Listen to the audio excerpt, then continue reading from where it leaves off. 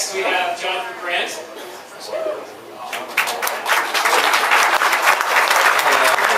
I'm an artist. I studied art. I also restored this 1969 Mustang with my father. And I'm here tonight to talk about a project that started when I sold it to buy my wife's engagement ring. And now I've recreated the entire thing out of paper. And so this talk is going to be, I'm going to look at the screen, and I suggest you look at the screen. I started by making it a little hobby model, but they don't make a coupe, so I had to make my own. And I also made a large replica of her diamond ring. It was just a diamond, not the whole ring.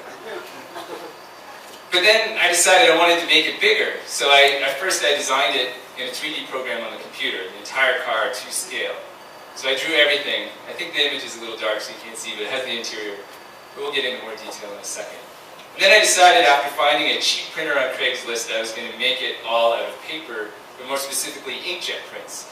So this is kind of how I broke it down. I started with the model, and then over here you can see I had to split it all up because it all had to be unfolded flat so I could get it out in the printer. And so this here you see the carburetor, it's all unfolded flat, and then there's the carburetor all folded back together again. So every open edge is assigned a number, and that's how I would line it up. It was like this big complicated jigsaw puzzle. And here's the motor, right? Bam, it's done. But, so it's a little bit off, and I kind of like, I did this mostly from memory. I don't have the car anymore, so it's kind of like I didn't want to get a surrogate and measure it. I wanted this to be more about my experience with the original car than about an indexable copy of a 1969 Mustang. But here you can see like everything is hollow, including the Ford logo. And everything is to scale, and all those little dark spots are the numbers that I used to align this thing. I have good eyesight, I didn't need to use a magnifying glass, thankfully. There's another detail of the alternator, but the entire motor is all its individual pieces, it's not glued together. So the alternator comes off, and it all attaches back to the motor with either magnets or it's this friction fit. So this is a detail, I had a solo show in New York. As I said, I'm an artist, and so I showed the entire car. You can see the body in the background a little bit, and then this is the motor on the wall, and it just kind of floats there. But what I decided to do is show the car in all its parts rather than an entire iconic image, because everyone kind of knows, what a 1969 Mustang looks like. But I wanted you to experience in the gallery kind of how I experienced it when I restored it. I mean, I sold it right when it was put back together, so I had no experience of this car being together. I never even drove it. If you can believe that. So this is the door, I guess everybody knows what this looks like. But you can see that, the amount of detail, it really looks like a real door. And it even fooled a lot of people. This is the interior. And again, this is all made out of paper. You see a little bit, there's a little bit of structure, but the structure is paper. It's all paper, and it's all the color is printed on an inkjet printer. So this is the car body. And it is to scale, and I don't know how faithful it is to the design, but I want to say to the original Ford designers that the unibody is really strong because it holds its shape when made out of like 0.25 millimeter paper. This is a detail of the front.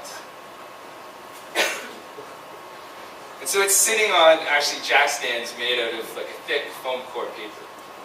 And there's a little bit of structure that runs through the entire car, but it's all made out of paper. And these are the seats.